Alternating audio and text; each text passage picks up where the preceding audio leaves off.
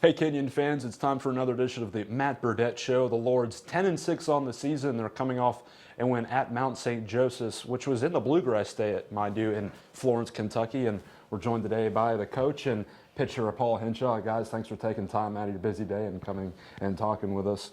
10-6, Coach. We got a nice victory on the road at Mount St. Joseph's, 5-3. And I think, for me, the thing that jumped out the most, we had some timely hits. And our pitching staff, we had 4 guys come in and just do a pretty solid job for us on the mound. What did you see out of that game last week? Yeah, that's a tough one. A Wednesday travel day, 3.5 hours in the bus, get off the bus, maybe get 45 minutes to an hour to get loose, and then go play a game. And I think the first part that you have to look at are the pitchers. We play a 9-inning game on the road, and we only gave up 3 runs. Yeah. And to be honest with you, they've been doing that all year long. We did get some timely hits. I think Mount St. Joe's helped us a lot.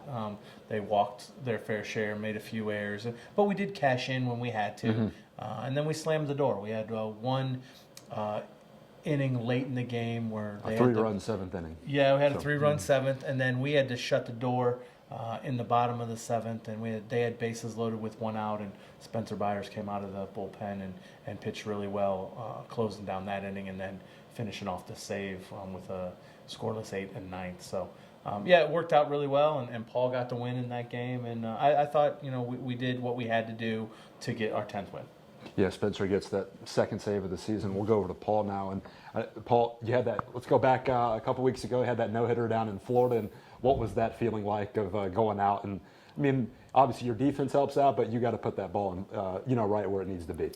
Yeah, that was pretty cool. I mean, I got to credit Bogat's first for getting the no-hitter first, because he Sure. kind of put the idea into my head. I was All like, right. hey, if he can do it, maybe I can. And then, The little freshman is going to inspire me right now. No, he definitely did. He definitely inspired the whole staff. And so I kind of moved off of that, and there's some great plays. I had Kushigna make a great play behind me, and other plays throughout the game, and it was definitely a team effort on that front. Have you liked where the staff is? I mean, I think this year we've got 4 or 5 arms that can go out there and get us several good innings, and I think we've seen that for the most part this year. Oh yeah, definitely, and I attribute that definitely to there's kind of a new attitude with the all players on the team, and I think it's just much more of a team attitude and team before me kind of attitude that's going on with the team. All right, well, we'll head back to Coach now.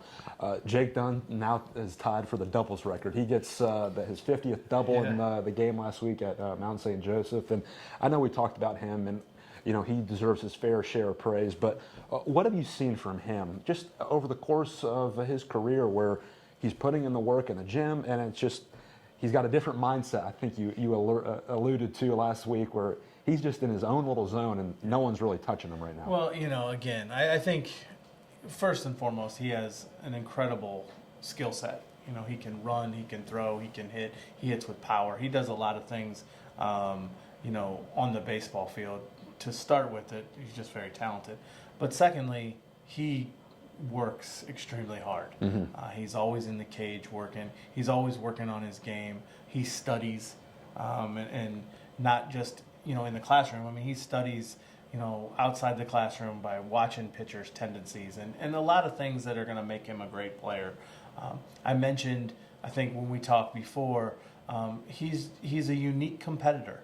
He has a ton of self-confidence, and he follows a pretty good approach, and he has ability. So you put those 3 things together, and the sky's the limit. I still think he can be better.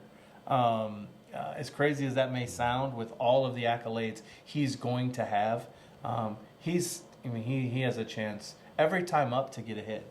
I mean, and that it's rare to say that about a player. He just has an uncanny ability to do really good things. All right, so we've had a little bit of a layoff. Hiram's going to come to town this weekend, and we're hoping because of some snow and some rain that's probably going to fall the next 48 hours. But what are you kind of expecting out of the Terriers? They're off to a little bit of a slow start, 4-10, but it's obviously an NCAC opponent that we're going to have to win. Yeah, 4-10 for them, 10-6 for us. Forget both of those numbers. It's 0-0. They had our number a year ago. Won the series, beat us 3 out of 4. And in fact, beat us 2 times to end the season before. So they beat us 5 of the last 6. So again, we have to go play really well. We have to continue to do what we've done, and that's pitch really well, be very solid defensively. And I think we have to find an identity offensively at some point in time that we can rely on winning 4-3 or winning 11-10 if we have to. Right now, we have not had to worry about an 11-10 game. Our pitchers haven't given up that many runs. We've never even had to think about it. But at some point in time, you have to have enough bullets in the gun to go win a 14-13 game, 11-10, 9-8, whatever it might be, in order to have that magical season. It won't be 4-1 every time. I hope it's one against us all the time. Right. But you do have to prove to yourself and the opponent that you can put up a big number if you need to. Paul, I want to go back to you for one final thought. We're about third of the way through the season or so, 16 games in. What's the one thing that you can take out of what we've gone through so far and improve upon for the latter part of the year? I mean, everything's looked pretty good so far, at least from our goals and what we accomplished so far. But I mean, it's just getting started with conference play, and this is when it really gets serious. So from here on out, we're going to try and be winning every game and bringing the same approach that we've been bringing so far.